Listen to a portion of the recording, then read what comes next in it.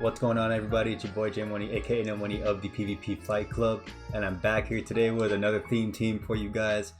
You guys can probably see it on screen right now. You guys probably have a few guesses already. If you guys know what the team is throughout the video, go ahead and drop that guess. Yeah, drop that guess in the comment section below and let's see what you guys see. So it's going to be Shadow Ursaring, Frostlass, and Chandelure. Double Ghost, super weak to Obstagoon, but I had this Shadow Ursaring in my inventory and decided why not give it a shot. It's gonna hit super hard. It's gonna hit like a truck if I can get any charge moves off of it. And on top of that, Shadow Claw is super great for this meta. Alolan Marowak, Frostlass are everywhere, and Shadow Claw is just really good damage overall. So, and energy gain. We had a good matchup there with the Skarmory. It's running Steel Wing, and I was like, whoa. This thing's gonna get to charge moves really slow, so I was able to get to a close combat and a little bit more and switch out directly to my Chandelure to try to incinerate it down. But then he switches into, what was this, Unova Stunfisk? Yeah. And I know that Mud Bombs are gonna hurt. Mud Shot is super effective. As you can see, it's kind of chunking down to Chandelure. This is a rank 2 Chandelure, I think. Just caught it super lucky during Halloween weekend. And I'm not super big on rank, but if it is what it is, right? As I'm able to incinerate the Stunfisk down, I am down 2 shields, but I do have a lot of energy on my Chandelure, and he brings in a Vigoroth, and this Flame Charge is going to do a lot of damage if he decides not to shield, which he doesn't. It pretty much takes over half. It's like 55-60% of his health. And did you see how much that Incinerate did? I am resisting his counters. I am resisting Body Slam. The one move I have to be careful though is Bulldoze, and I think I was counting here. No, I wasn't. Sorry, wrong battle. But anyways, he brings in his Skarmory. He has a charge move, and I'm like, okay, it's fine. I could have gotten a couple Incinerates off on this thing. But we bring in our Ursaring, and we're going to go ahead for the close combat. This is definitely going to take out that Skarmory if he decides not to shield. And if he does shield, I do have my Frostlass in the back, and I could possibly outpace it to a Avalanche, because I don't know how much energy he has right now with those Steel Wings, but he does have a charge move, and I was hoping Frostlass could live this. Hoping Frostlass could live a Sky Attack from the Skarmory, and he does with red health. And I was gonna click Avalanche, but I accidentally hit Shadow Ball. I think I over tapped there too. My fingers are just way too fat. Like I got yeah, my hands are just too much. But anyways, we were able to take a W there, and I was like, whoa! Like I was pretty happy because when I was practicing with his team 2 sets before, it was just 2-2-3s in a row. And I was like, let's record the 3rd set and see what happens, because I was feeling pretty confident with that Ursaring. Yeah, so you guys can see Shadow Ursaring is probably the main point of focus for this team. I mean, you can say Chandelure too, because you rarely see those. But Chandelure has emerged because of the Incinerate addition last season. But anyways, we're met with a Shadow Victreebel, everybody's favorite Pokemon, honestly. Shadow Victreebel, right? And Ursaring's pretty much in the red, and I was able to charge up to a close combat-ish. And when I see an Altaria, I just decided to go for the Shadow Ball, because I don't think there's a reason in baiting here. We're going to lose this matchup either way, so just go for the move. If they think we're going Flame Charge, then so be it. But we didn't. And he's going to decide to throw because he got hit with a Shadow Ball. And that's going to put us in a good position because we're going to have 2 shields. They still have 2 shields as well. It's just that now we can come in with Frostlass and farm this Altaria down with double super effective Powder Snow. And he's not going to be able to get to a Sky Attack in time before he gets farmed down. But now we have a lot of energy. We both have 2 shields. But we gotta remember my Ursaring is pretty much really low on health. It's like yellow or red, I believe. And I'm able to get to this Avalanche on this Alolan Marowak. That was a good bait, if you ask me. I was pretty proud of that myself. And I'm gonna go ahead and Shadow Claw as much as I can down on that Alolan Marowak. And then have this Victreebel take out my Ursaring so I can come in with Frostlass and farm up. So I'm in a pretty good position. I have 2 shields. I could farm this Shadow Victory Bell down, and I know he probably has enough energy, so this is why I saved 2 shields on my Frostlass so I can get this matchup with the Alola Marowak and have some energy. And I'm able to get to the Shadow Ball, which is definitely going to take this Alola Marowak out. So, this team, I do not recommend it at all. If you want your elo to go down like mine, it's just I don't prioritize ranking. I don't prioritize rating. I honestly prioritize the surprise factor, the fun, the spice. This is just what I enjoy more in Go Battle League. It's just what I find more fun. Anytime a streamer uploads like a super meta team, like I'm not gonna say that's not good, you know. Obviously it's good for a reason, it's meta, right? It's just that I like to see some super unique, super crazy, and please just show me if you can pull it off, right?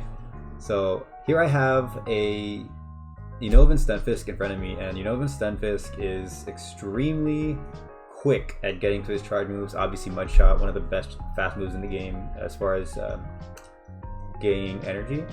And I'm gonna go ahead and just farm up a little bit extra.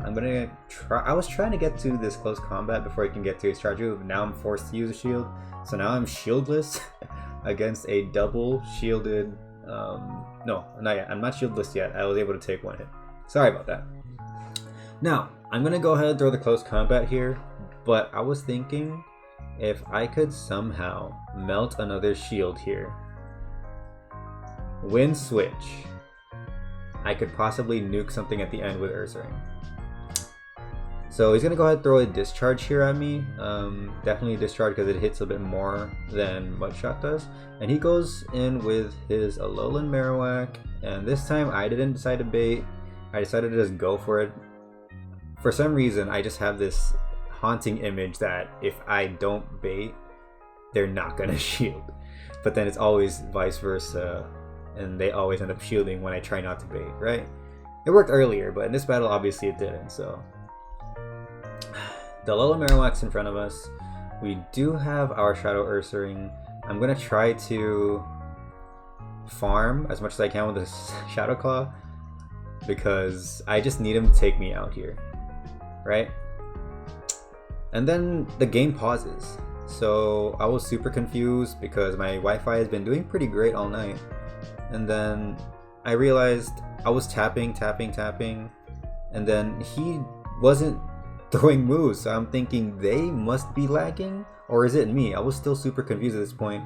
So he threw a move here, and I'm like, okay, I guess he got his connection back. I may have overtapped earlier, but I wasn't really like, it didn't really hit me until after my Ursaring went down. I was like, whoa. So now it's a little Marowak's in the red. And then it decides to lag again, so I'm like, so is this me or is it him? Like, I'm super confused. And then my Incinerates are going through. I try to stop tapping there, but it went through, and I'm like, oh my gosh. And then right here I was like, oh no. Oh no, I'm doing this, aren't I? I'm being very, very BM towards my opponent. As you can see right here, it's lagging once again. I think they just had connection issues. Yeah,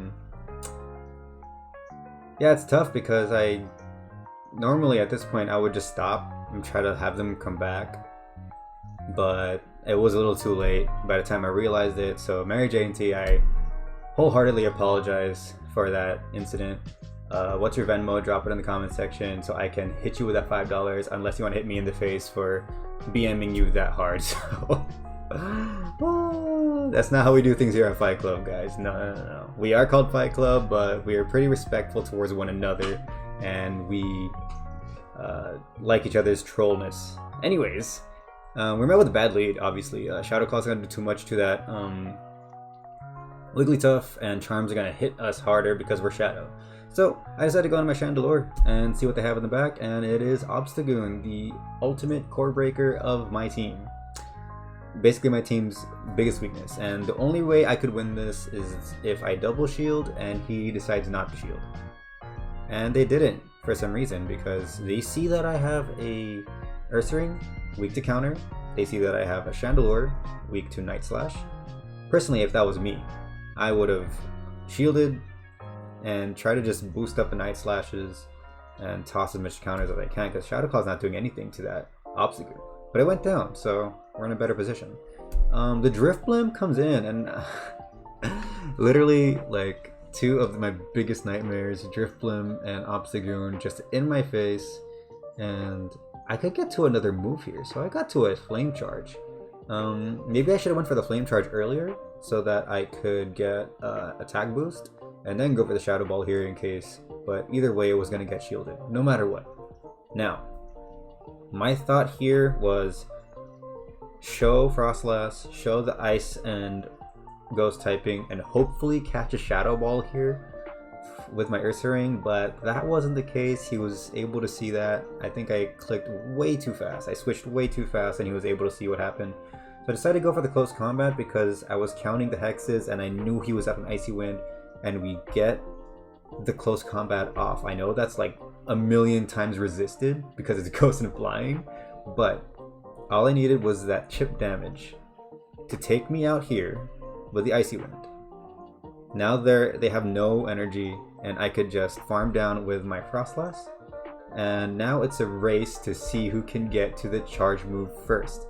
I am able to get to an Avalanche, but I decided to over farm because I was counting their charms. And the crazy thing here was I was able to time one of my Powder Snows so that they were not able to sneak in another charm against me. And that sneaking in of another charm is extremely crucial because then they get damage and energy in between a turn, and it's very crucial to get that timing. And I think they had like 10 charms at this point, and I won CMP. I'm pretty sure that was a CMP tie, so good game to you, sir. The thing is, I'm running a Hundo Frostlass because it's the best Frostlass I got. I know it's like wintertime and Snorunts are everywhere. I just haven't been able to find a good female PvP rank style, whatever you want to call it, Snorunt. And it's been bugging me. I really want one, but it's okay. I'll use what I got and try to save on resources. Anyways, so now we're up with a great lead here. My Shadow Claws are doing a lot of damage.